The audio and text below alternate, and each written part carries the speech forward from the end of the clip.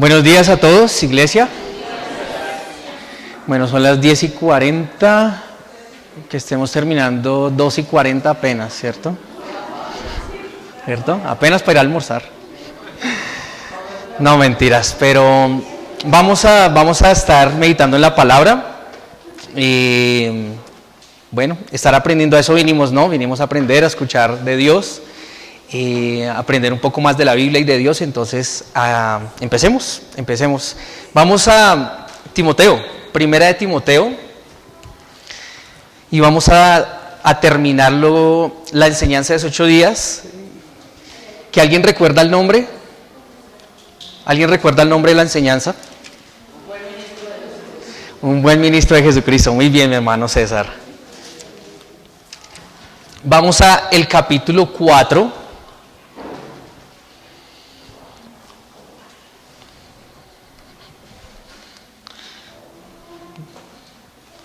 Permítame, pongo el tiempo acá para no pasarme. Bueno, entonces capítulo 4, y si el Señor lo permite vamos hasta el versículo 11, ¿sí? A ver qué Dios nos habla el día de hoy. Vamos a ponernos todos en pie y vamos a leer desde los versículos, vamos a leerlo desde el 1 al 11, para recordar un poco lo que estuvimos estudiando hace 8 días. Vamos a ponernos en pie o de pie.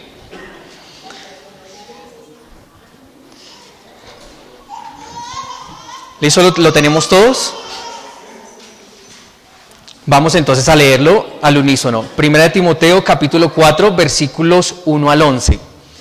Pero el Espíritu dice claramente que en los postreros tiempos algunos apostatarán de la fe, escuchando a espíritus engañadores y a doctrinas de demonios, por la hipocresía de mentirosos que, teniendo cauterizada la conciencia, prohibirán casarse y mandarán abstenerse de alimentos que Dios creó, para que con acción de gracias participen de ellos los creyentes y los que han conocido la verdad. Porque todo lo que Dios creó es bueno y nada es de desecharse si se toma con acción de gracias. Porque por la palabra de Dios y por la oración es santificado. Si esto enseñas a los hermanos, serás un buen ministro de Jesucristo, nutrido con las palabras de la fe y de la buena doctrina que has seguido. Desecha las fábulas profanas y de viejas. Ejercítate para la piedad, porque el ejercicio corporal para poco es provechoso, pero la piedad para todo aprovecha, pues tiene promesa de esta vida presente y de la venidera. Palabra fiel es esta y digna de ser recibida por todos, que por esto mismo trabajamos y sufrimos oprobios, porque esperamos en el Dios viviente, que es el Salvador de todos los hombres, mayormente los que creen. Esto manda y enseña. Vamos a orar hasta ahí. Vamos hasta el versículo 11. Vamos a orar. Te damos muchas gracias, Señor, en esta mañana por tu preciosa palabra, Señor. Gracias te damos a ti, Señor, como tu palabra dice, orad en todo tiempo y dad gracias en todo tiempo. En esta mañana agradecemos porque estamos aquí, Señor, nos has traído a este lugar para escucharte, para escuchar tu consejo, tu palabra, Señor, que tanto necesita nuestra vida, que tanto necesita nuestro corazón, para ser instruidos en la justicia, en la verdad, en la sabiduría, Señor, en el camino correcto. Gracias porque es tu palabra la que nos brinda, Señor, esa guía, Señor, para nuestra vida, Señor. Yo te ruego, Dios, que en esta mañana podamos comprender tus verdades, Señor, que son profundas, pero también son sencillas y son de bastante aliento y beneficio para nuestra vida. Oro, Señor, para que me uses a mí, Señor, un siervo endeble, tan solo una vasija de barro, Señor, pero en tus manos, Señor, útil para tu obra, Señor, para tus planes, para tu reino. Y oro por cada uno de los que hemos venido aquí en esta mañana, que van a escuchar tu palabra, para que también les hables a su corazón, Señor, y les confortes, exhortes, instruyas y animes conforme a tu propósito y a su necesidad. Te damos gracias nuevamente a ti, bendito Señor, y dejamos este tiempo en tus manos, en Cristo Jesús. Amén. Pueden tomar asiento. Bueno, entonces, un buen ministro de Jesucristo, empezamos esta enseñanza hace 8 días. Y ahí, bueno, digamos, la palabra me mostraba 5 características de un buen siervo de Dios, ¿sí? O de un buen ministro de Jesucristo. ¿Alguno la recuerda? Yo las mencionaba rápidamente hace 8 días, pero nos enfocamos más que todo en una. Entonces, hablamos de la sana doctrina, nutrido. La palabra en el versículo 6 dice, si esto enseñas a los hermanos, ¿serás qué?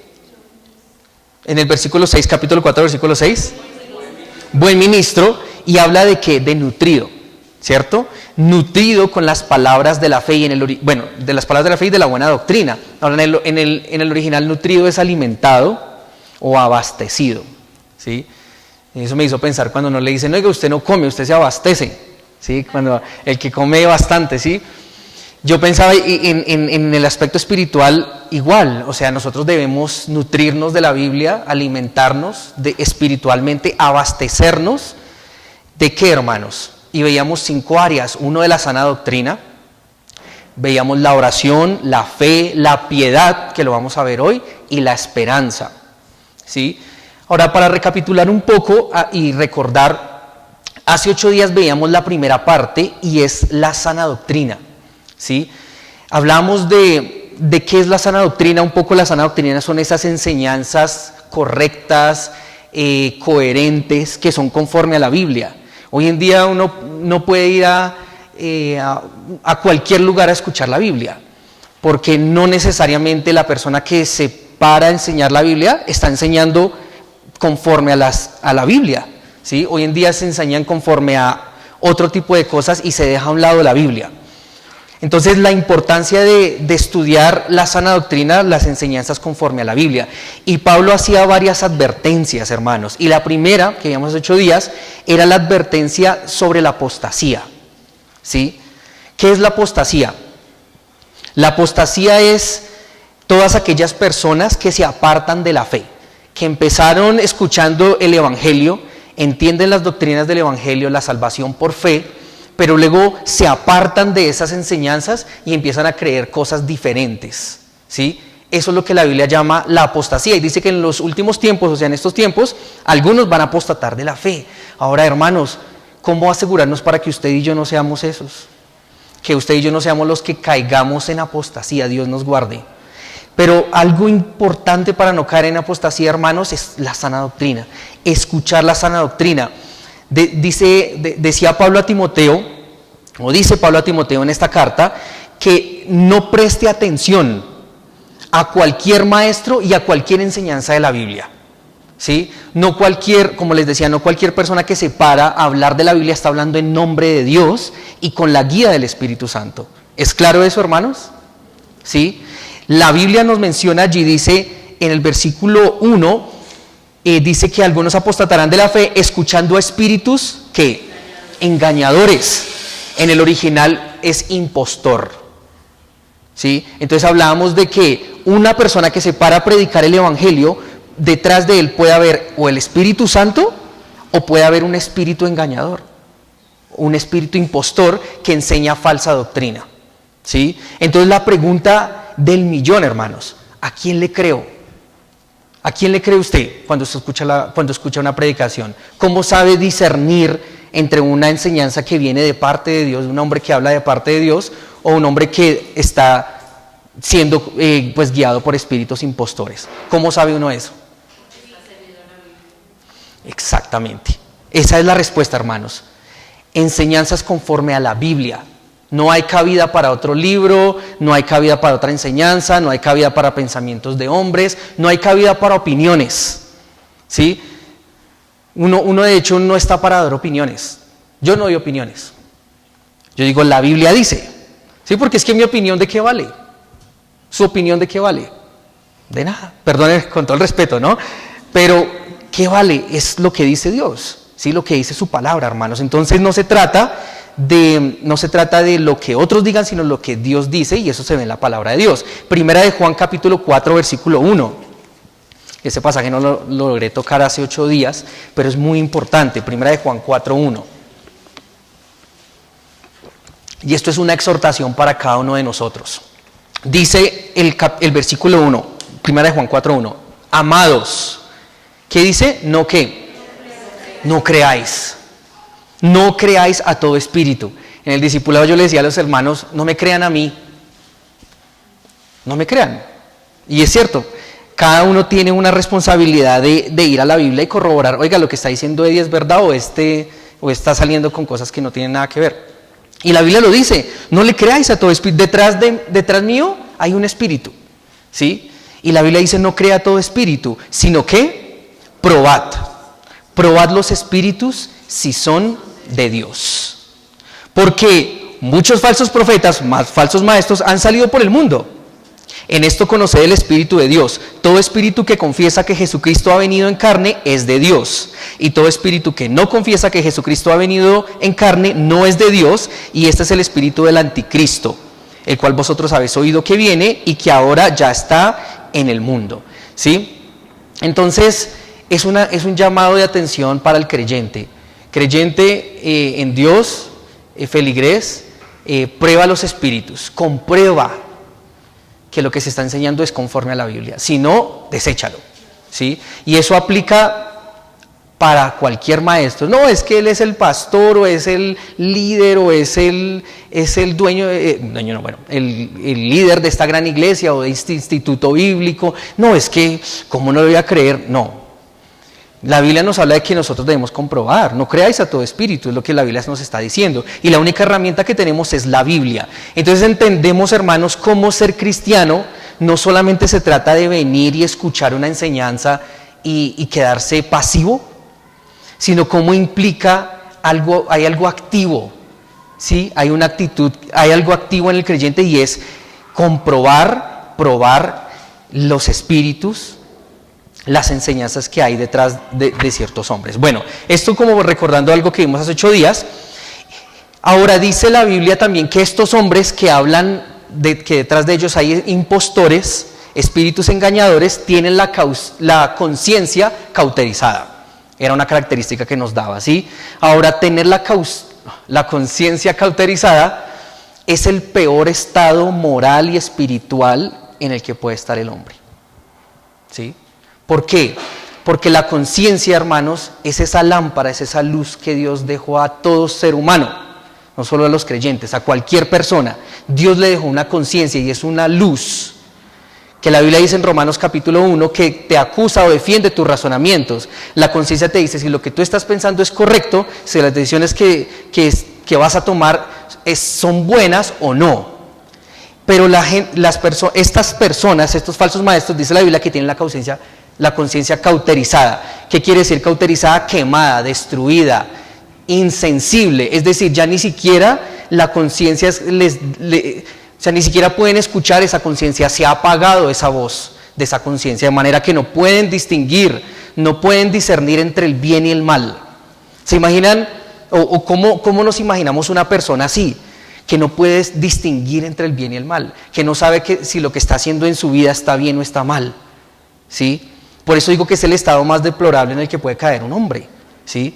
Que ande en el mundo como en la oscuridad, sin una luz, sin una lámpara, sin algo que lo alumbre, sin saber si a dónde va está bien, o si se va a caer, o si se va a tropezar, como a la deriva. ¿Sí me siguen? Y estas personas ya tienen esa conciencia. ¿Y saben cómo se cauteriza la conciencia, hermanos? La conciencia se cauteriza cuando uno la desobedece constantemente. Es lo que la Biblia dice, ¿sí? Cuando la conciencia te dice, hey Eddie, tú tienes que hacer esto, irte por este camino, ¿sí? Por ejemplo, conduciendo, Eddie, tú tienes que parar cuando el semáforo está en rojo, ¿sí? No puedes pasar el semáforo si está en rojo. Y yo todo el tiempo, no, ni yo miro, eso no hay nadie, sigo derecho, ¿cierto? Y nadie me vio, ¿verdad?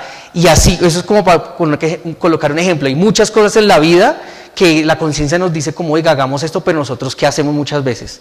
La rechazamos, ¿sí? ¿Y qué pasa? Que la conciencia se empieza a apagar, hasta tal punto que tú ya ni siquiera puedes discernir entre el bien y el mal y estás perdido, estás en tinieblas, estás a la deriva.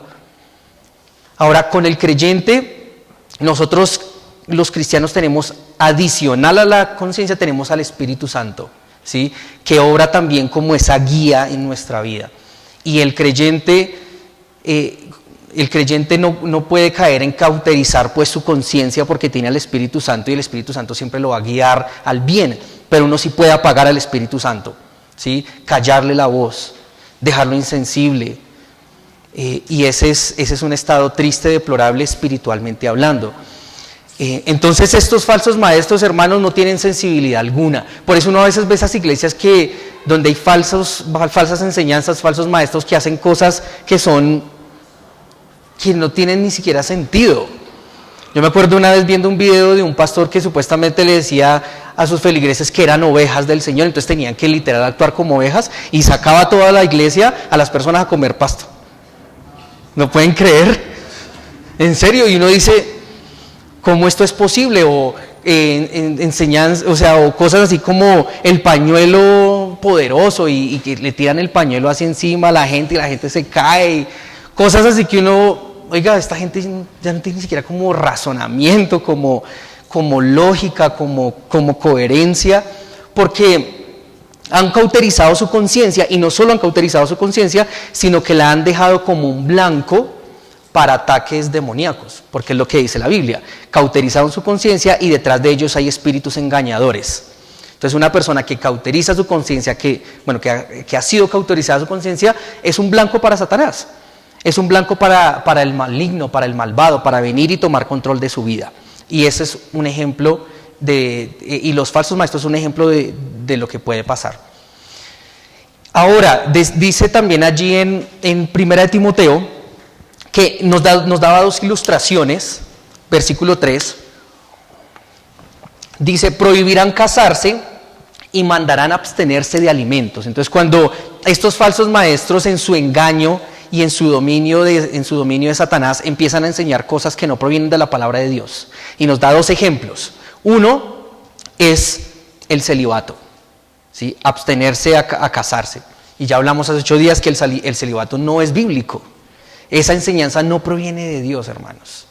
Si Dios quiere, dice, honroso sea, ¿qué? El matrimonio. El matrimonio y el hecho sin mancilla. Y como la Biblia nos habla en Génesis, lo vimos hace 8 días, de cómo Dios se agrada en el matrimonio. Y también habla de dietas, ¿cierto? De mandar a abstenerse de alimentos. Entonces decía, no, usted no puede comer lo que tenga sangre, o bueno, lo que realmente eran instrucciones en el antiguo pacto, ¿sí? Hoy estamos en el nuevo pacto, el Nuevo Testamento, pero estos falsos maestros se quedan en el antiguo pacto y enseñan cosas que no provienen de Dios. Hermanos, si hay una enseñanza que no proviene de Dios, ¿de quién proviene? ¿Sí? De Satanás, del enemigo. Y eso era lo que hace 8 días a mí me quebrantaba un poco, de ver cómo hay tantos lugares, iglesias, que llamamos nosotros sectas, y donde hay mucha gente que escucha no mensajes de Dios, hermanos, sino que escucha mensajes de Satanás, de demonios, que engañan, de impostores, y cómo debemos orar por esas personas. Pero bueno, eso lo hablamos hace 8 días. Ahora, esto nos habla de que el hombre de Dios, un buen siervo, ministro de Jesucristo, está nutrido con la sana doctrina. Si no hay una sana doctrina, hermanos, pueden pasar muchas cosas y puede terminar apostatando de la fe, ¿sí? Si tuviéramos una sana doctrina todos y tenemos un claro entendimiento de Dios, nos ahorraríamos muchos cuestionamientos y muchas preguntas que se solucionan teniendo un buen fundamento. ¿Por qué si Dios existe, entonces por qué hay pobreza? ¿Por qué los niños en África se mueren? ¿Por qué hay enfermedades? ¿Por qué hay terremotos? Si Dios es bueno, ¿por qué hay tanta maldad? Bueno, si tenemos un buen fundamento, entendemos que la respuesta es, Dios no es la culpa de Dios, es la culpa del hombre. Porque ¿quién ha causado toda la maldad en el mundo? ¿Dios? ¿Dios manda al hombre a hacer maldades? No, el hombre, ¿sí? Pero si no tenemos una buena teología, una buena doctrina, entonces ya es Dios. Bueno, en fin, de eso no vamos a hablar hoy. pero sí recalcar la importancia de conocer la Biblia, de estudiarla dispensacionalmente, es decir, en su contexto histórico, geográfico, religioso, gramático, etc. Pero también hablamos de que un siervo de Dios es una persona que ora. Y al final del capítulo, perdón, no, lo que veíamos hace 8 días, versículo 4 dice, porque todo lo que Dios creó es bueno y nada es de desecharse si se toma con acción de gracias. Porque por la palabra de Dios y por la oración es santificado. ¿Sí? Entonces cuando uno ora por los alimentos, los está santificando.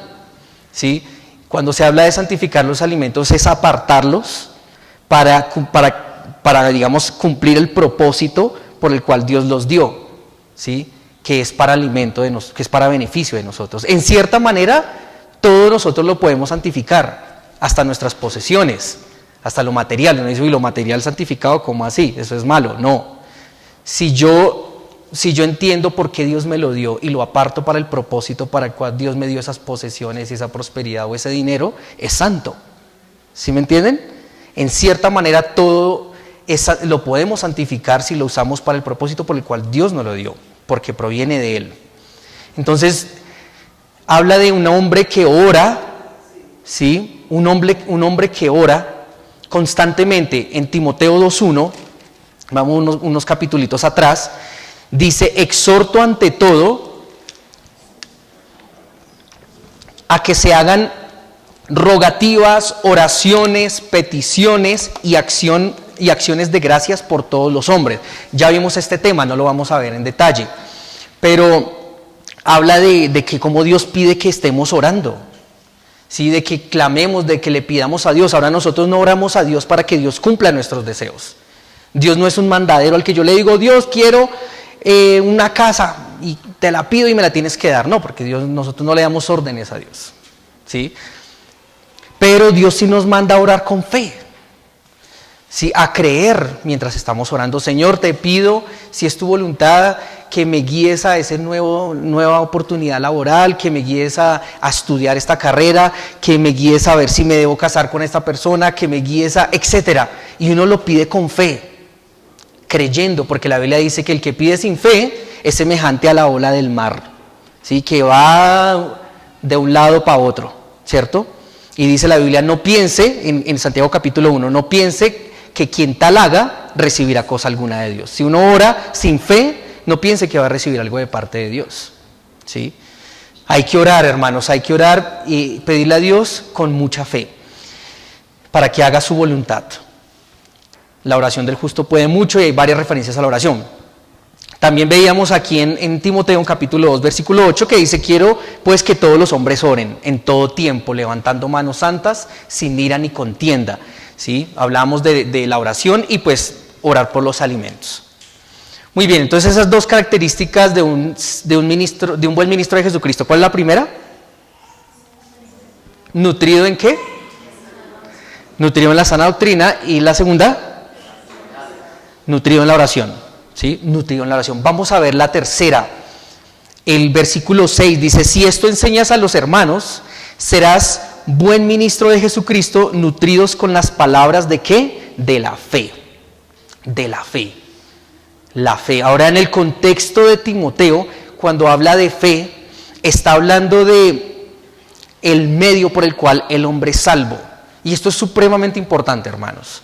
Tener claro cuál es el plan de Dios para el hombre, para que el hombre sea salvo. Miremos lo que dice 1 Timoteo 1:4.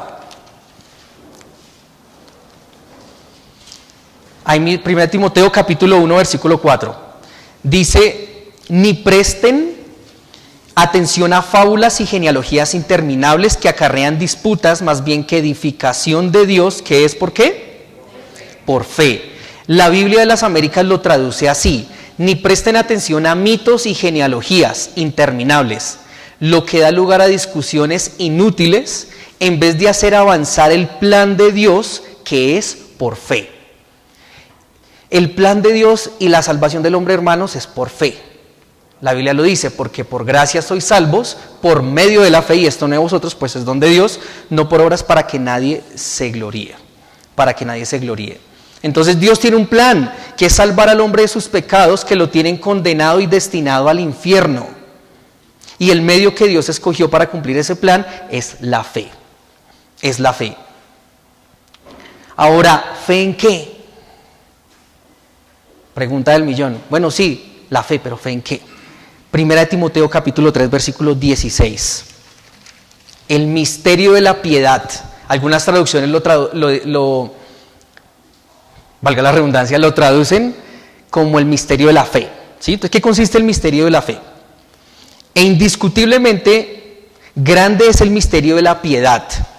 Dios fue manifestado en carne, justificado en el Espíritu, visto de los ángeles, predicado a los gentiles, creído en el mundo, recibido arriba en gloria. Esto era un misterio. ¿Saben qué quiere decir misterio? Algo desconocido, ¿cierto? Es algo que no había sido revelado, ¿sí? Entonces, cuando habla de el misterio de la fe, habla de algo que estaba oculto en el Antiguo Testamento. ¿Alguien que atrapa al perrito?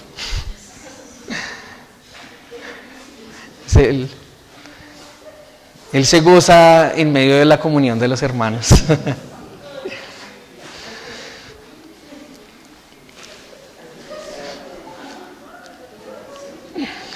Bueno, ya nos despertó un poquitico el perrito, ¿cierto? Ya nos ayudó. Bueno, entonces, el misterio de la fe. Había algo oculto en el Antiguo Testamento que no había sido revelado, ¿cierto? Que en el Nuevo Testamento fue revelado, ¿sí? Es decir, antes, o sea, desde los tiempos de Abraham, Moisés, 4000 años antes, había un misterio y es revelado ahora en el Nuevo Testamento, ¿sí? ¿Y cuál es ese misterio? Que la salvación del hombre es por fe en Jesús. Ese es el misterio, ¿sí? Así que ese es el centro del cristianismo, la fe en Jesucristo, y no nos podemos salir de allí. No nos podemos salir de allí. Entonces, estaba oculto en tiempos pasados, y este misterio es que en Jesús todas las demandas de Dios son satisfechas. Voy a leer lo que tengo acá. Todas las demandas de Jesús son satisfechas, y todo aquel que deposita su fe en Jesús, la justa ira de Dios que viene por el pecado es apaciguada. Y por la fe en Jesús es el hombre justificado, es decir, era culpable por pecar ante Dios, pero ahora por la fe en Jesús es declarado sin culpa. Este es el misterio de la fe. ¿Y cómo es posible esto? Dios se tuvo que humanar. Dios tuvo que humanarse y tuvo que morir, porque la Biblia dice que la paga del pecado es muerte, la consecuencia de pecar es morir, y por eso viene Jesús, Dios se humana, muere en la cruz, cumpliendo las demandas de Dios, muere en lugar del pecador, porque en vez de que el hombre muera por sus propios pecados, lo que hace Jesús es morir a favor del hombre, para que el hombre no tenga que morir, muere en nuestro lugar, pero al tercer día Dios lo resucita, exhibiendo su victoria sobre la muerte y el infierno, de modo que todo aquel que está en Cristo ha vencido la muerte, es salvo de la justa ira de Dios, es resucitado como una nueva persona, y todo esto es una realidad por la fe. Sé que es un poco denso, ¿sí? Pesado todo lo que acabo de decir, pero quise resumirlo y dejarlo lo más preciso posible. En pocas palabras, hermanos, aquí el hombre es completamente inmerecedor de ser salvo, no puede hacer nada para ganar la salvación, pero Jesús toma el lugar del hombre, su incapacidad, se pone en lugar del hombre, cumple las justicias de Dios en lugar del hombre, para que todo aquel que ponga su fe en Él, es como si hubiese el hombre cumplido las demandas de Dios y pueda obtener la salvación. ¿Sí me siguen? Más o menos. Y esta es la fe. Y cualquier cosa que uno le agregue a esa verdad es una falsificación del Evangelio. Y cualquier persona que le agregue a esa verdad está apostatando de la fe, se está alejando de la fe. Es decir, si yo le agrego obras a la fe, estoy tergiversando el Evangelio, ¿sí? La salvación no se gana por obras que nosotros podamos hacer.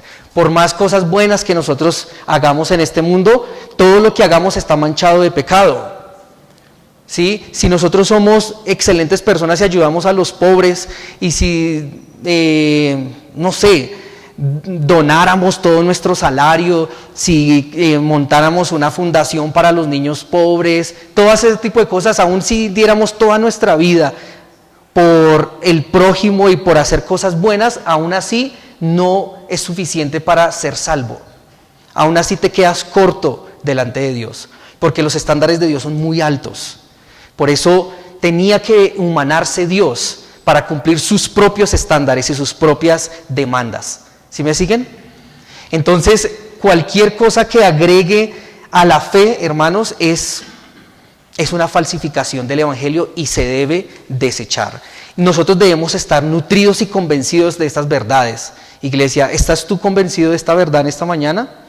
De que la salvación es única y exclusivamente por gracia, por medio de la fe en Jesús. Yo me gozo en eso y le doy gracias a Dios, porque si fuese por mis fuerzas, si fuese por lo bueno, o si perdiera esa salvación porque un día me deslicé y pequé, hermano, yo estaría ya condenado. Pero como no depende de mí, ¿sí? Lo que no se gana por obras tampoco se pierde por obras. No es lo que yo haga, sino lo que Dios hizo a mi favor. Y eso es gracia, y eso se gana. Y esa salvación se obtiene por medio de la fe. Y no nos podemos desviar de esto, hermanos. Así que si un día te dicen, ay no, se murió tal persona, toca orarle y hacerle la misa para que salga del purgatorio y sea salvo. No, hermanos, la Biblia no habla de purgatorio, la Biblia no habla de hacer misas, no habla de pagar ningún tipo de indulgencias para ser salvos, ¿sí? Por eso esas enseñanzas que tergiversan, que falsifican la fe, es lo que la Biblia llama como doctrina de demonios y espíritus impostores detrás de las personas que enseñan este tipo de cosas. Entonces, clave estudiar la Biblia y conocer el verdadero y único trato que tiene Dios con el hombre. Que tiene Dios con el hombre. Muy bien, vamos entonces al cuarto punto. Ya hablamos de la sana doctrina, nutridos en sana doctrina, nutridos en oración, nutridos en la fe. Ahora vamos a ver nutridos en la piedad. Y dice, versículo 7, desecha las fábulas profanas y de viejas. Ya vamos a ver a qué refiere eso. Ejercítate para la piedad. Me encanta esta palabra, ejercítate para la piedad. Y aquí la palabra que utiliza de ejercitarse es en el original gumnazo o gumnazo. Adivinen qué palabra en castellano obtenemos de este griego. ¿Cuál creen? Gimnasio, muy bien, qué inteligentes. Gimnasio, gimnasia, ¿cierto? Entrenar, bueno, tener ciertos hábitos espirituales. Entonces Pablo le está diciendo, más bien ejercítate para la piedad.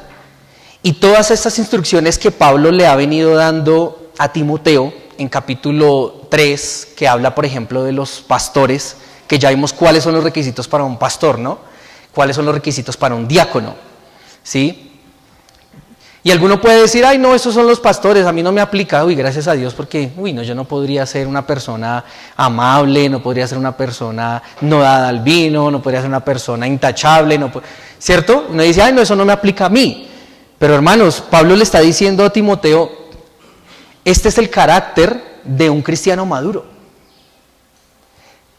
¿Sí? O sea, detrás de todas estas enseñanzas le está diciendo Pablo a Timoteo, sea un creyente maduro. Y ser creyentes maduros es para todos. Ahí sí nos aplica a nosotros. Por ende, todas estas enseñanzas también nos aplican a nosotros. Los requisitos incluso que aparecen allí en pastores, en diáconos. Entonces es para todos, porque todos somos llamados a crecer y a madurar espiritualmente, a no quedarnos estancados como bebés espirituales, sino a crecer, ¿sí? Así como un niño por naturaleza crece, ¿cierto? Cuando se alimenta, así espiritualmente también somos llamados a crecer. Y dice que debe ejercitarse en algo, y ahí menciona una palabra que a veces no entendemos muy bien cuál es, ¿cierto? ¿Qué quiere decir piedad? Ejercítate en la piedad. ¿Qué es piedad? La Biblia en el original es eusebeia. Está compuesta de dos palabras, eu, que es bien o bueno, y sebomai, que es reverenciar u honrar. Una persona piadosa es una persona que honra, que reverencia con su vida lo bueno, lo justo, lo correcto, que hace el bien, ¿sí? Es una persona caracterizada por una actitud en pos de Dios y que hace aquello que es agradable a Dios. Eso es una persona piadosa, ¿sí?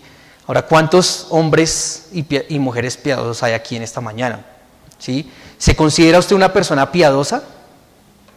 ¿Es usted una persona piadosa? ¿Saben qué me lleva a hablar de piadoso? Al misterio de la piedad, que ya lo leímos, ¿cierto? ¿Cuál era el misterio de la piedad? Que Dios fue humanado, ¿cierto? Que fue vindicado en el Espíritu hablando de su resurrección, que fue proclamado por los ángeles, que fue predicado en el mundo y fue predicado en el mundo, predicado a los gentiles, creído en el mundo, gracias. Entonces, ¿quién es la piedad? Cristo. Sí, Cristo es la piedad.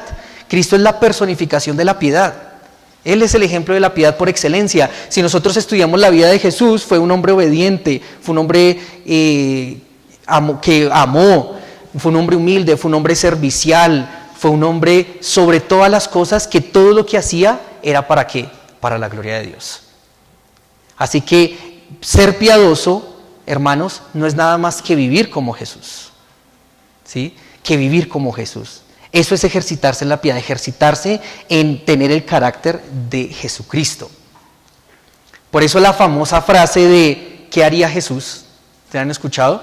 Es un buen comienzo para saber qué hacer en los momentos en que no estamos seguros cómo actuar, ¿cierto? ¿Qué haría Jesús? ¿Qué haría Jesús en este caso? ¿Cierto? ¿Cómo actuaría Jesús? Es un buen principio. Y dice, ejercítate en eso. Ejercítate en crecer en el carácter de Jesús, en parecerte a Jesús, en ser una persona piadosa. Y esto habla de desarrollar disciplinas y hábitos espirituales, porque si vemos a la persona de Jesús, vemos que Cristo oraba.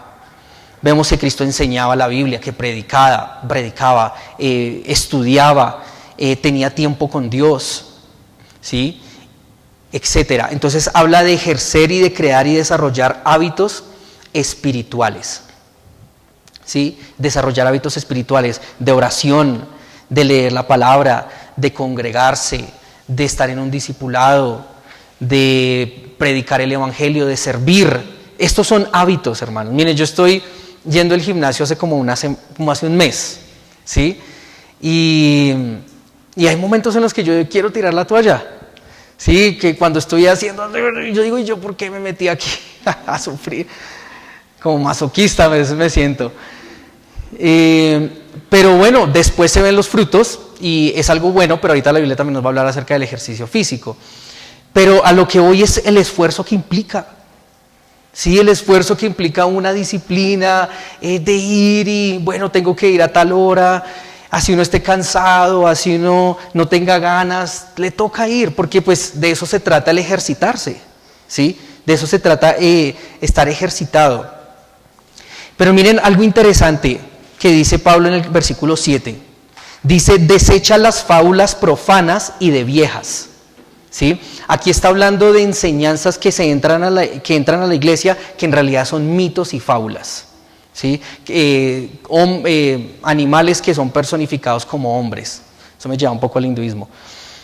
Entonces, como que habían muchas de ese tipo de enseñanzas que rondaban en ese tiempo y Pablo le dice a Timoteo, deseche, ¿sí? Deseche ese tipo de cosas.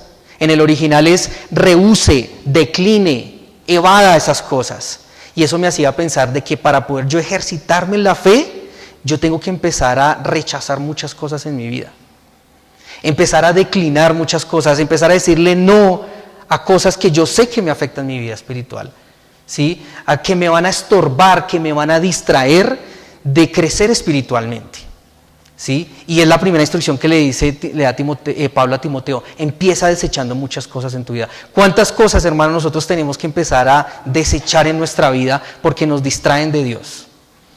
¿sí? Nos distraen de una relación con Dios, nos distraen de tener una vida piadosa, ¿sí?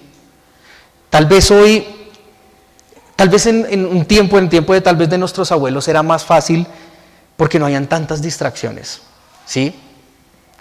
Pero hoy en día nosotros estamos llenos de distracciones, ¿sí? Se sienta uno a leer la Biblia y le llega la notificación de Facebook, ¿cierto? Está uno tratando de orar y mensaje de Instagram, TikTok, WhatsApp, etcétera, el nuevo anuncio de que salió la nueva temporada de la serie de no sé qué de Netflix, la televisión, el entretenimiento, muchas cosas, ¿sí? Que hoy en día nos distraen, que uno dice quiero centrarme en Dios. Tal vez el tiempo de nuestros abuelos era más fácil porque no había ni televisión. Ellos podían tal vez sentarse, leer la Biblia, aunque Satanás siempre ha utilizado estrategias para distraer al creyente, ¿no? Pero tal vez en ese tiempo tal vez era hasta un poco más fácil. Pero hoy nosotros tenemos distracciones por todo lado, ¿sí? Y debemos aprender, hermanos, a evadir, a rechazar esas invitaciones que nos distraen de crecer espiritualmente, que nos distraen de vivir una vida piadosa, que nos distraen de agradar a Dios con nuestra vida, ¿sí? ¿Cuántas cosas nos distraen de orar, de memorizar, de congregarnos? ¿Sí? Hoy en día la mayoría de veces los eventos que los hacen o las reuniones familiares, muchas cosas son los domingos, preciso, ¿sí? Justo cuando uno tiene que congregarse, ¿sí? Cuando Dios nos dice que sí, cuesta, hay un ejercicio, hay que acostumbrarse, pero es esa disciplina. Mire 1 Corintios capítulo 9, versículo 25, lo que dice.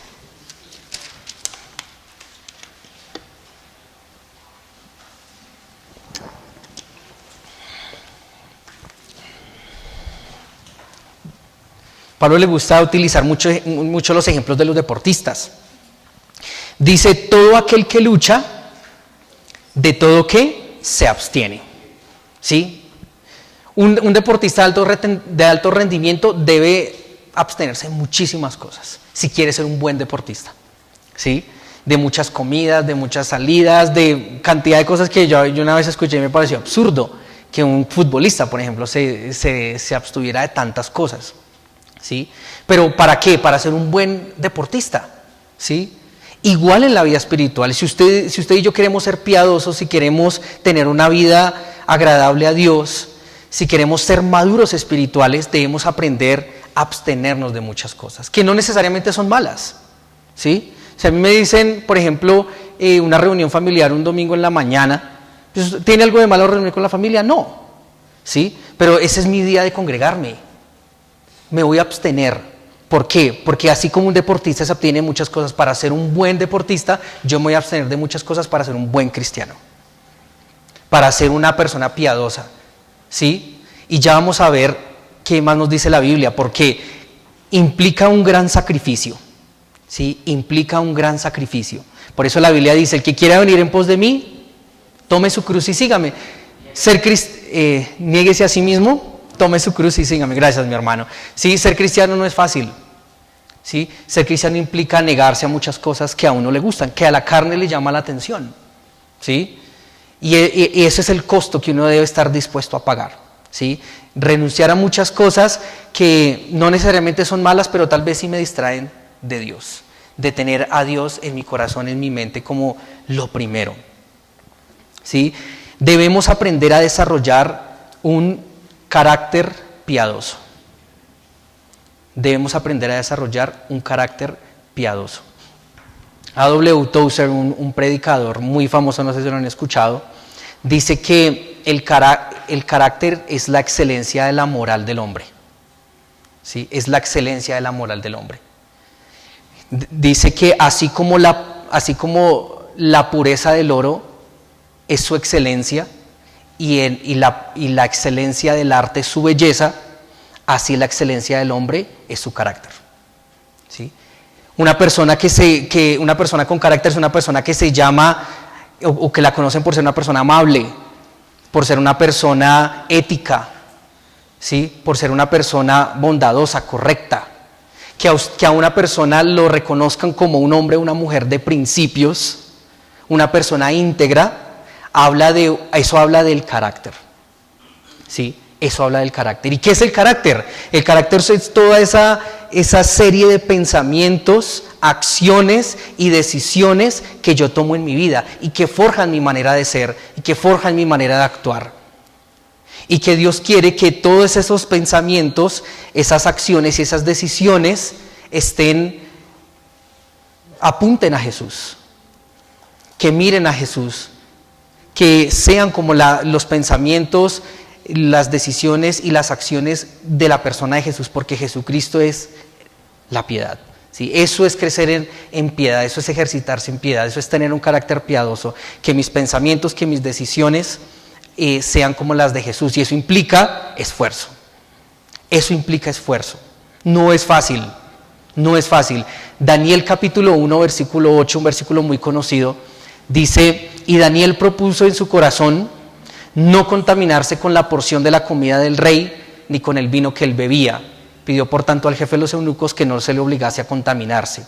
¿Sí? Ahora, en este contexto, para Daniel, comer de la porción de la comida del rey, que era comida sacrificada a los ídolos, que era comida pagana, por decirlo así, pues era contaminarse espiritualmente. Y él tomó la decisión y propuso en su corazón, dijo: no voy a comer, no me voy a contaminar, no voy a permitir esto en mi vida, no voy a permitir que esta comida arruine mi relación con Dios, mi obediencia a Dios, mi fidelidad, mi piedad. Pero ¿qué hizo? Tomó una decisión, tomó la decisión en su corazón, se propuso hacerlo. ¿Sí? Usted y yo, hermanos, nos hemos propuesto así con Dios. Me voy a proponer servirle a Dios, me voy a proponer vivir para Dios, me voy a proponer agradarle a Dios en lo que haga. Eso es el ejercicio para la piedad que Dios quiere. Es el ejercicio para la piedad. Ahora, implica mucho esfuerzo, pero hay promesas y hay bendiciones también. ¿Sí? No todo se queda en el esfuerzo, hay bendiciones, hay una retribución. Y vamos a seguir leyendo allí en 1 Timoteo capítulo 4, versículo 8. Dice: porque el ejercicio corporal para poco es provechoso. Yo leí esto y dije: no, voy a cancelar la suscripción al gimnasio. Dije: no, yo soy antibíblico. No, obviamente, pues la Biblia sí dice que es poco provechoso, pero eso no quiere decir que entonces no me va a importar mi salud y entonces ahora yo no voy a hacer ejercicio y me voy a comer lo que sea y no voy a ejercitar mis músculos. No está hablando de eso. Hay que hacerlo, es bueno para la salud, ¿sí? Hay que seguir haciéndolo, pero la Biblia dice que es poco provechoso. Es poco provechoso en términos relativos. Si yo comparo el provecho que me da ejercitarme corporalmente versus el provecho que me da ejercitarme para la piedad, resulta que es muy poco el ejercicio, la utilidad de estar fit, corporalmente hablando. ¿Sí? La palabra aquí poco es que es diminuto en grado, en duración y en valor. ¿Sí? Usted puede hacer ejercicio, sí, puede ser una persona muy atlética, pero eso a usted no le garantiza una vida en paz, no le garantiza una vida en gozo, no le garantiza una vida tranquila, no le garantiza seguridad. Mientras que si uno se ejercita para la fe, sí, Dios le garantiza a uno los frutos del Espíritu Santo. Lo garantiza a usted que usted va a tener una vida en amor, gozo, paz, paciencia, benignidad, bondad, fe, mansedumbre y templanza. ¿Sí? A mí, ¿de qué me sirve ser el más fuerte? Pero si mi vida por dentro es un desastre, es miserable, ¿qué provecho tiene? ¿Sí? En cambio, pueda que yo no sea la persona más musculosa ni la más fuerte, pero si tengo a Dios en mi vida, lo tengo todo, hermanos. Tengo la paz, tengo la calma, tengo la tranquilidad, tengo la seguridad, ¿sí? Que Dios promete. Entonces, por eso Pablo dice, el beneficio es muy poco si se compara con el ejercicio corporal, ¿sí? Así que hay promesas, hermanos, hay promesas, ¿sí? Mire, el creyente puede vivir una vida que el mundo tan solo puede soñar. ¿Sí? El incrédulo sueña con muchas cosas, pero que el creyente O sea, para el incrédulo son sueños, para el creyente son realidades. Son realidades. No más, Dios promete que al creyente todo le va a ir bien. Romanos 8:28, y sabemos que los que aman a Dios, todas las cosas les ayudan a bien. Tal vez no como uno quiere, pero sí bien, porque es lo que Dios quiere. Son los planes de Dios. Una vez un predicador dijo, si tú quieres hacer reír a Dios, cuéntale tus planes. Porque los planes de Dios son otros, los planes de Dios son más grandes, los planes de Dios, dice, sus caminos son más altos que nuestros caminos, sus pensamientos más altos que nuestros pensamientos. Pero si estamos en Dios, nos va bien. Nos va bien. Josué 1:8, nunca se aparte de tu boca este libro de la ley, sino que de día y de noche meditarás en él, para que hagas conforme a lo que en él está escrito, y entonces harás prosperar tu camino y todo te saldrá bien. Todo te saldrá bien. Amén. Por eso digo que son realidades que el creyente tiene, hermanos. Salmos capítulo 1, versículos 1 al 3, no me lo sé de memoria. Lo parafraseo y para no parafrasearlo mejor lo leamos. Eso es uno de los versículos, de los primeros versículos que yo memoricé creyente. Salmos 1, del 1 a 3.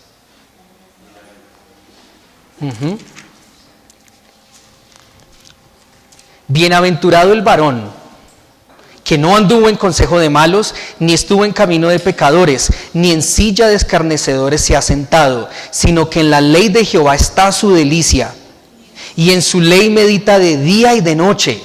Será como árbol plantado junto a corrientes de aguas, que da su fruto a su tiempo, y su hoja no cae, y todo lo que hace prosperará.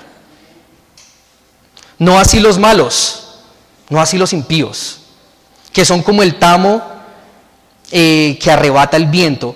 Por tanto no se levantarán los malos en el juicio, ni los pecadores en la congregación de los justos. ¿Sí? Entonces nos habla, hermanos, de sí. Aquí dice, bienaventurado el que no anduvo en consejo de malos, que no tuvo malas amistades, sí, que no se dejó llevar por sus malas amistades, por sus malos amigos, a hacer cosas que no le agradan a Dios, sino que su delicia está es en la ley de Dios, en meditar en las cosas de Dios, en vivir una vida piadosa. Entonces ahí sí va a ser como un árbol que es plantado junto a las corrientes de agua, que da fruto, que su hoja no cae y que todo lo que hace prospera. Estos son los beneficios de la piedad, pero hay un costo. Y la pregunta es si usted y yo estamos dispuestos a pagar ese precio. ¿Sí? A pagar ese precio. Hay bendiciones en nuestra vida, hermano. Y no voy a poner a hablar de todas las bendiciones y todas las promesas que Dios da, porque hay muchas, pero solo voy a mencionar algunas, hermanos. Provisión. La Biblia dice en Mateo capítulo 6, versículos 30 al 31, ¿sí? No os preocupéis por qué habéis de comer o por qué habéis de beber, mas buscad el reino de Dios y su justicia, y todo lo demás será, parafraseándolo, y todo lo demás será añadidura. Dios le promete al creyente, le promete que no le va a faltar ni el vestido, ni el alimento, ni el techo. Pase lo que pase, tormenta, crisis económica, Dios promete y es fiel a sus promesas. Pero esa bendición solo la podemos gozar los creyentes. ¿Sí? Un incrédulo que está sin trabajo, no sé qué, se desespera, ¿ahora qué hago? Y se volca a hacer hasta cosas que no le agradan a Dios, ¿sí? Se volca al robo, al atraco, a la estafa, cosas que no están bien, porque se desespera en su preocupación por la parte económica. Pero el creyente tiene una promesa de parte de Dios y no tiene por qué preocuparse ni por qué afanarse, ¿sí? ¿Por qué? Porque es un creyente piadoso y la piedad también tiene su recompensa. La piedad también tiene su recompensa, hermanos. Y creo que usted y yo hemos vivido eso en nuestra vida. Hemos vivido esa sobrenatural, extraordinaria fidelidad y provisión de Dios, porque somos sus hijos. Y Él conoce nuestras necesidades. Dios promete protección en nuestra vida. Salmo 121. Alzaré mis ojos a los montes, ¿de dónde vendrá mi socorro? Mi socorro viene de Jehová, que hizo los cielos y la tierra. No dará su pie al resbaladero, ni se dormirá el que guarda. He aquí, no se adormecerá ni dormirá el que guarda a Israel. Jehová es su protector. Jehová es mi sombra a mi mano derecha. El sol no te fatigará de día, ni la luna de noche. Jehová guardará tu salida y tu entrada, parafraseándolo. Protección, hermanos. Dios promete protección a sus hijos, en donde se encuentren. Protección, en medio de cualquier tempestad. Todo obra para bien, ya lo dijimos, Romanos 8:28. Es consuelo, Dios nos da consuelo en las pruebas, en las tribulaciones. 2 Corintios capítulo 1, versículos 1 al 3, nos habla de que Dios nos consuela, ¿sí? Para que nosotros también consolemos. Por eso el creyente, cuando hay un velorio y muere algún familiar, el creyente permanece en paz, ¿sí? Obviamente hay cierto temor si la persona creyó o no creyó en Cristo, pero pues Dios es misericordioso hasta el último segundo, hasta el último respiro. Dios tiene misericordia del hombre para salvarlo. Pero uno de creyente está en paz. La gente ¡ay! Grita. ¿Y ahora qué vamos a hacer? Y sí, obviamente con respeto lo digo, ¿no? Porque obviamente el dolor. Pero uno de creyente está bueno. Yo estoy confiado en mi Señor. Por ejemplo, en el velorio de la hermana Inés, la familia llora, la familia sufre, y nosotros como creyentes, como contentos más bien, como que la hermana no está muerta, está viva con el Señor, no está muerta, ¿sí? Ella pasó a la mejor vida, pero está viva, y en nosotros había gozo. Obviamente obviamente uno es humano, tiene sentimientos, y dice, bueno, la extraño, pero en el fondo no es una desesperanza o estoy inconsolable, pues no. Porque Dios nos da ese consuelo. Dios nos da paz en nuestra vida, promete la paz, ¿sí? Por nada estéis afanosos, sino sean conocidas vuestras peticiones delante de Dios en toda oración y ruego, con acción de gracias, y la paz de Dios, que sobrepasa todo entendimiento, guardará vuestros corazones y vuestros pensamientos en Cristo Jesús. Tú guardarás en completa paz aquel cuyo pensamiento en ti persevera. Dios promete paz, hermanos, ¿sí? Y sabemos que la paz no es que Dios cambie nuestras circunstancias, sino es poder estar de pie en medio de circunstancias difíciles, ¿sí? Y esas son promesas de Dios, cosas que el incrédulo solo puede soñar, pero que en el creyente son una realidad, hermanos. Son una realidad. Pero lo más importante, hermanos, no nos podemos desenfocar de lo más importante. Volvamos a 1 Timoteo capítulo 4. Porque el ejercicio corporal para poco es provechoso, pero la piedad para todo aprovecha, porque tiene promesa de esta vida presente. Ya hablamos de todas las promesas de esta vida presente, pero no se queda ahí, dice, y de la venidera. ¿Sí?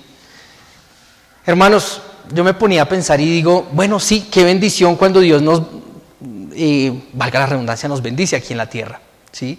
Uno vive en paz, uno vive tranquilo, es de gozo. Pero hermanos, si lo ponemos en perspectiva, todo lo que Dios nos permita lograr o conseguir en este mundo es temporal, ¿sí? Es temporal, ¿sí? Si Dios te permitió tener un buen trabajo, si Dios te permitió tener una carrera, si Dios te permitió tener cierto grado de fama, éxito, finalmente todo eso se va a acabar, ¿sí? Finalmente esa casa que el Señor nos bendijo con mi familia hace poco, finalmente eso se va a destruir. No va a quedar nadie, ni yo me puedo llevar eso cuando parta de este mundo. O sea, finalmente todo eso es temporal y todo eso se va a acabar, ¿sí? Entonces, o sea, el beneficio de la piedad no solamente es lo terrenal, porque finalmente eso es temporal, ¿sí? El beneficio de la piedad, el verdadero beneficio de la piedad es lo eterno, ¿sí? ¿Y qué nos promete Dios eterno? La salvación. Eso sí vale la pena, eso sí es eterno.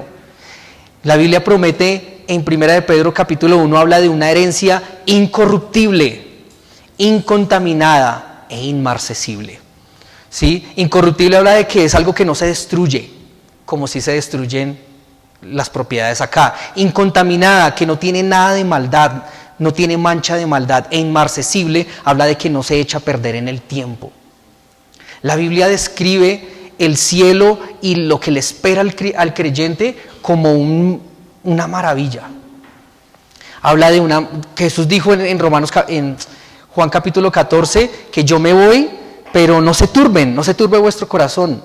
Creed en Dios, creed también en mí. En la casa de mi Padre muchas moradas hay. Jesús se fue a preparar una morada eterna para cada uno de nosotros, ¿sí? Y a diferencia de lo que es temporal y se destruye, eso es eterno e indestructible. Y en eso, hermanos, es el verdadero beneficio de seguir a Dios. Es el verdadero beneficio de vivir una vida piadosa, ¿sí? ¿Por qué poner nuestro corazón, hermanos, en cosas que finalmente son temporales? Nosotros, vamos a seguir leyendo, versículo 10, para ir terminando. Dice, versículo 9, palabra fiel es esta y digna de ser recibida por todos. Cuando Pablo dice palabra fiel y digna, pongámosle atención. Él lo menciona en algunas oportunidades, como 3 o 4 oportunidades, y es algo importante. Y cuando dice digna de ser recibida, es como dele la bienvenida a esta verdad a su vida. Es digna de ser creída. Que dice el versículo 10, que por esto mismo trabajamos y sufrimos oprobios, porque esperamos en el Dios viviente, que es el Salvador de todos los hombres, mayormente de los que creen. Si nosotros sufrimos oprobios como cristianos, por ser piadosos, porque la Biblia dice que el que quiera vivir piadosamente, padecerá persecución, ¿sí? Vivir conforme a Dios implica vivir perseguidos. La gente nos va a señalar, la gente nos va a criticar, la gente nos va a juzgar, ¿sí? Vamos a sufrir ese tipo de persecución. Pero sufrimos toda esa persecución, trabajamos, que en el original es hasta agotarse, hasta la fatiga. Habla de ese sufrimiento que es hasta agonizar en el original, porque esperamos en Dios, ¿sí? Hermanos, si nosotros vamos como el salmón, en contra de la corriente, si nosotros nadamos en contra de la corriente y en contra de todo lo que dice el mundo, porque es que el cristiano hoy en día va en contra de todo lo que dice el mundo, y si sufrimos y si padecemos algún tipo de dolor y de persecución por ir en contra del mundo, hermanos, es porque tenemos una esperanza.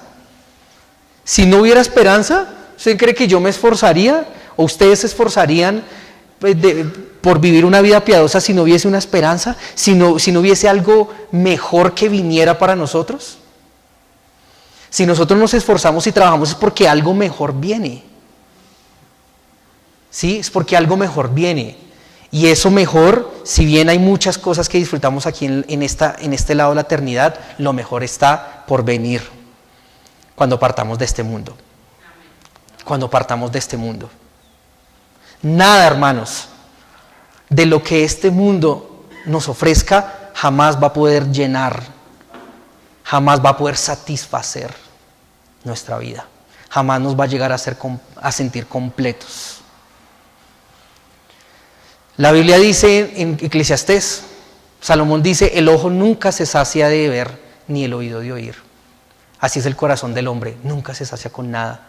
Usted tiene esto y quiere otro, y quiere y lo otro, y nunca. Y el hombre siempre quiere intentar llenar su corazón con algo y no puede. Porque eso solamente se llena con Dios. Eso solamente se llena con Jesús, con su palabra, con sus promesas. Miremos lo que dice Colosenses capítulo 2, versículo 9. Y quiero que subraye este versículo. Colosenses capítulo 2, versículo 9. Perdón, versículo 10.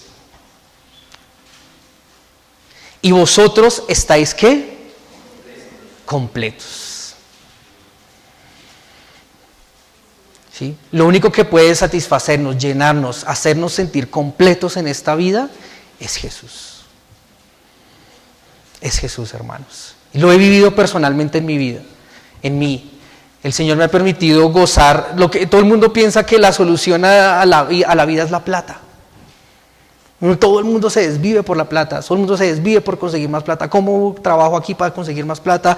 ¿Dónde estudio? ¿Para dónde me voy? ¿Me voy a otro país? Todo para conseguir plata. ¿Sí? Y ignorando que eso no es lo que... Y llegan y tienen su plata y ahora ¿qué? Y se sienten todavía vacíos y se sienten todavía incompletos. Porque eso es un engaño y más adelante Pablo hablará acerca de los hombres ricos de este mundo. Y el Señor nos ha permitido gozar de muchas bendiciones económicas en este mundo con mi esposa hasta el día de hoy y me doy cuenta que eso a mí no me llena. Me doy cuenta que eso para mí es, claro, uno goza, uno disfruta y gracias a Dios por eso. Tampoco decir, ay Dios, ¿por qué me diste eso? No, ¿sí? Gracias a Dios, obviamente, pero me doy cuenta que a mí lo que me hace sentir completo es Jesús en mi vida. Es su palabra, son sus verdades, es su sabiduría, es su espíritu, es su obra en mí.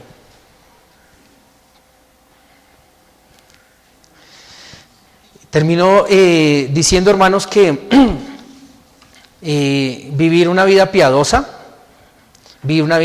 bueno, el creyente, el buen ministro de Jesucristo está nutrido de la piedad, se ejercita en la piedad y está nutrido de la esperanza, que es lo que vamos a hablar. Hay una esperanza, ¿sí? Está nutrido, todos los días piensa, cuando esté delante de tu presencia, Señor, ¿cómo va a ser? Cuando te mire cara a cara, cuando ya deje de ser una imaginación y pase a ser una realidad, todo lo que la Biblia promete. Wow. Que uno se deje deslumbrar y por eso la Biblia le dice a Timoteo también, echa mano de la vida eterna. Cuando uno está bajoneado de ánimo en su vida cristiana, eche mano de la vida eterna, eche mano de esas verdades futuras para que cobre ánimo. Porque esa es la verdadera esperanza de nosotros y la razón de ser y la razón de seguir a Jesús. La vida piadosa es una obra de... Vivir una vida piadosa, no lo puedo dejar de mencionar, es sí esforzarse, pero también es el reflejo de la obra de Dios en uno. ¿Sí? Tener un carácter piadoso no es más que permitirle al Espíritu Santo que obre en mi vida. ¿Sí? Es finalmente la obra transformadora y santificadora del Espíritu Santo en mí. Así que si quiero vivir piadosamente, que tiene bendiciones, tengo que permitirle al Espíritu Santo trabajar en mí. Tengo que empezar a tomar decisiones para decirle al Espíritu Santo, bueno, sí, toma el control de mi vida, toma el control de mis pensamientos, toma las decisiones por mí. Yo solo quiero ser guiado por ti. ¿Sí? Es una obra finalmente de Dios en nosotros, ni siquiera es por nuestras fuerzas, es algo que Dios hace. Y eso es lo más hermoso, que si nosotros nos esforzamos para permitirle hacer la obra del Espíritu Santo, pero lo más difícil, que es transformar, cambiar en nuestra vida, eso lo hace el Espíritu Santo por nosotros. Lo hace el Espíritu Santo por nosotros. Bueno, hermanos, con eso terminamos. 5 cosas de un ministro de Jesucristo. La primera, ¿cuál es? Nutrido en buena doctrina. ¿Qué más? La oración, en la fe, en la piedad y en la esperanza. Y termina el versículo, hasta donde yo voy, es en el versículo 11, en Timoteo 4, dice, esto manda y enseña. ¿Sí? Esta es nuestra labor. Pablo le está diciendo a Timoteo como pastor, esto es lo que tienes que enseñar. ¿Sí? Y esto es lo que nosotros enseñamos. Esto es lo que en la iglesia nosotros enseñamos. Y la palabra enseñar en el original es poner debajo. Poner debajo. Y suena como raro, ¿no? Pero tiene sentido porque habla de poner un fundamento. Si nosotros ponemos estos fundamentos, estas verdades en la iglesia y los hermanos van a poder tener buenas bases para tener una vida cristiana sana, una vida piadosa como a Dios le agrada. Y dice, esto manda también, ¿no? Algunos sí no les gusta, a muchos les gusta que les enseñen, ¿cierto? La Biblia, pero cuando los manden a hacer cosas, ahí sí, ay, no, qué mamera, se cree perfecto. Me dice que tengo que hacer esto, me dice que no tengo que hacer lo otro, ¿cierto? Y ahí sí no les gusta, ahí sí las ovejas empiezan a ir. No, la hermana Nelly no lo digo por hermana Nelly. Pero bueno, hay, como pastores, líderes, también tenemos que enseñar, pero a veces tenemos que mandar también. Hermano, haz esto, hermanos, haz lo otro, con todo el temor, con toda la reverencia, con toda la humildad y sobre todo con todo el sustento bíblico que se demanda. Así que, hermanos, bueno, tenemos estas promesas de vivir una vida piadosa, que el Señor nos ayude a generar hábitos piadosos de oración, de discipulado, de lectura de la palabra, de servicio, y que podamos gozar y estemos listos para disfrutar de los beneficios que trae vivir una vida piadosa y una vida en la voluntad de Dios. Amén.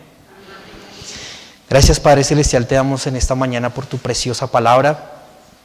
Y gracias, Señor, por todas estas exhortaciones, estas instrucciones, Señor, que nos has dado. Señor, te rogamos para que nos ayudes a amar tu palabra, como leíamos allí tanto en Josué como en Salmos, Señor, que nuestra delicia esté en meditar en tu palabra, que nunca se aparte de nuestra boca este libro de la ley, sino que de día y de noche meditemos en él para hacer conforme a lo que en él está escrito. Te pido que nos des más amor, Señor, por tu palabra, que nos des más amor por aprender de ti, por aprender del Antiguo Testamento, Señor, de esas historias de los antiguos, que nos des más amor, Señor, por conocer más de ti, Señor. Tenemos todo un libro de 66 libros para conocerte más, Señor, y que te rogamos que nos des cada vez más pasión y más amor por conocerte, Dios. Te pedimos que no nos permitas alejarnos de la fe, Señor, de ese misterio de la piedad, de que tú fuiste encarnado, de que en ti, Señor, en tu Hijo Jesús se cumplen todas las justicias y que fuera de él no hay salvación, solo en Jesucristo y solo en esa obra perfecta, que jamás nos desviemos de estas verdades, Señor. Que podamos ser hombres y mujeres de oración, que no nos dé pereza orar, Señor. Ayúdanos a tener ese hábito de levantarnos, orar en la tarde, orar en la mañana, orar en la noche, Señor, porque te agradas en ello y porque de esta manera, Señor, también obras, Señor, en nuestras vidas. Te pido, Señor, que nos ayudes a ejercitarnos en la piedad. Señor, que nos esforcemos, que trabajemos.